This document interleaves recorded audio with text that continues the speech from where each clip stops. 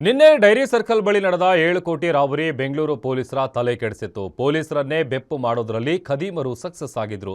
ತಲೆ ಕೆಡಿಸಿಕೊಂಡ ಪೊಲೀಸರು 24 ಗಂಟೆ ರೆಸ್ಟ್ ಇಲ್ಲದೆ ಹುಡುಕಾಡಿ ಕೊನೆಗೂ ಕೇಸ್ ಟ್ರೇಸ್ ಮಾಡೋದ್ರಲ್ಲಿ ಸಕ್ಸಸ್ ಆಗಿದ್ದಾರೆ. ಪಕ್ಕಾ ಪ್ಲಾನ್, 3 ಟೀಮ್, ಪೊಲೀಸರನ್ನೇ ಬೆಪ್ಪು ಮಾಡಿದ್ದ ಖತರ್ನಾಕ್ಗಳು. ಕೊನೆಗೂ 2 ಲಾಕ್, ದುಡ್ಡು ಸಾಗಿಸಿದ್ದ ಇನೋವಾ ಕೂಡ ಜಪ್ತಿ.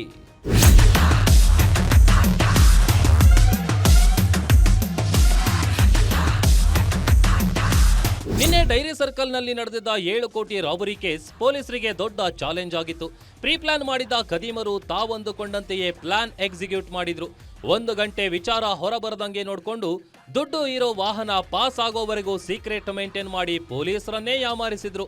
ಪೊಲೀಸರ ನೆಕ್ಸ್ಟ್ ಮೂವ್ಮೆಂಟ್ ಕೂಡ ಅಂದಾಜಿಸಿದ್ದ ರಾಬರಿ ಗ್ಯಾಂಗ್ 24 ಗಂಟೆ ಪೊಲೀಸರಿಗೆ ಸರಿಯಾಗಿಯೇ ಕೆಲಸ ಕೊಟ್ಟಿದ್ರು. ಇಲ್ಲಿ ಪೊಲೀಸರ ನಿರ್ಲಕ್ಷ್ಯ ಕೂಡ ರಾಬರ್ಸ್ ಎಸ್ಕೇಪ್ ಆಗೋಕೆ ಹೆಲ್ಪ್ ಆಗಿತ್ತು.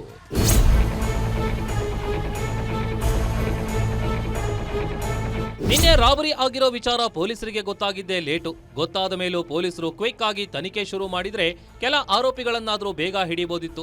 ಆದ್ರೆ ಮಾಹಿತಿ ಬಂದ 1 ಗಂಟೆ ಪೊಲೀಸರು ಟೈಮ್ ವೇಸ್ಟ್ ಮಾಡಿದ್ರು. ಆರೋಪಿಗಳು ಪ್ಲಾನ್ನಂತೆ ಕರ್ನಾಟಕವನ್ನೇ ಬಿಟ್ಟು ಎಸ್ಕೇಪ್ ಆಗಿದ್ರು.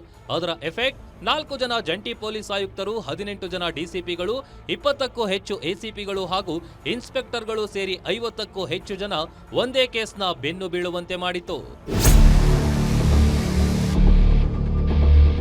ರಾಬರ್ಸ್ ಟೀಮ್ ಪ್ಲಾನ್ ಪ್ರಕಾರ 3 ವಾಹನ ಬಳಸಿ ಪೊಲೀಸರನ್ನ ಡೈವರ್ಟ್ ಮಾಡಿದ್ರು.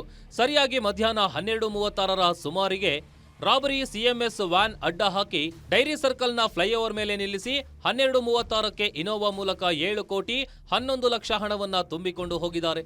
ವಿಚಾರ ಹೊರಗಡೆ ಹೋಗಬಾರ್ದು ಅಂತ ಪ್ಲಾನ್ ಮಾಡಿ ಸಿಬ್ಬಂದಿಯನ್ನ ಝೆನ್ ಕಾರ್ ಹಾಗೂ ವ್ಯಾಗನಾರ್ ಕಾರು ಬಳಸಿದ್ದ ಟೀಮ್ ಇನೋವಾ ಕಾರು ಹೊರವಲಯಕ್ಕೆ ಹೋಗೋವರೆಗೂ ಸಿಎಂಎಸ್ ಸಿಬ್ಬಂದಿಯನ್ನ ವಶದಲ್ಲಿಟ್ಕೊಂಡಿತ್ತು. ಬಟ್ಟರಹಳ್ಳಿ ಮೂಲಕ ಸಿಟಿ ದಾಟಿದ್ದ ಇನೋವಾ ಕಾರಿನ ಟೀಮ್ 1 ಗಂಟೆ ಸುಮಾರಿಗೆ ಇನ್ನೆರಡು ಕಾರಿನ ಟೀಮ್ಗೆ ಮಾಹಿತಿ ನೀಡಿತು. ಅಲ್ಲಿಯವರೆಗೂ ಸಿಎಂಎಸ್ ಸಿಬ್ಬಂದಿ ಮೊಬೈಲ್ ಕಸಿದಿಟ್ಟುಕೊಂಡಿದ್ದ ಇನ್ನೆರಡು ತಂಡ ಇನೋವಾ ಸಿಟಿ ದಾಟಿದ ವಿಚಾರ ಗೊತ್ತಾದ ಕೂಡಲೇ ಸಿಎಂಎಸ್ ಸಿಬ್ಬಂದಿಯನ್ನ ಕೆಳಗಿಳಿಸಿ ಎಸ್ಕೇಪ್ ಆಗಿದ್ದಾರೆ.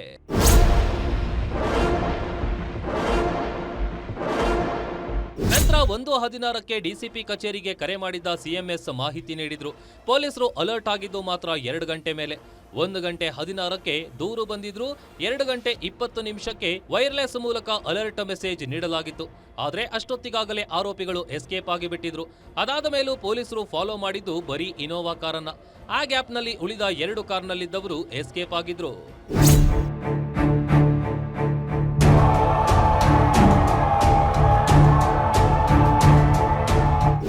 ರಾಬರ್ಸ್ನ ಹಿಡಿಯಲು ಮುಂದಾಗಿದ್ದ 50ಕ್ಕೂ ಹೆಚ್ಚು ಅಧಿಕಾರಿಗಳು, ಸಿಬ್ಬಂದಿ ಟೀಮ್ ಸದ್ಯ ಸಿಟಿ ಹಾಗೂ ಸಿಟಿಯ ಎಕ್ಸಿಟ್ ಪಾಯಿಂಟ್ಗಳಲ್ಲಿ ರಾಬರ್ಸ್ಗಾಗಿ ತೀವ್ರ ಹುಡುಕಾಟ ನಡೆಸಿದ್ರು.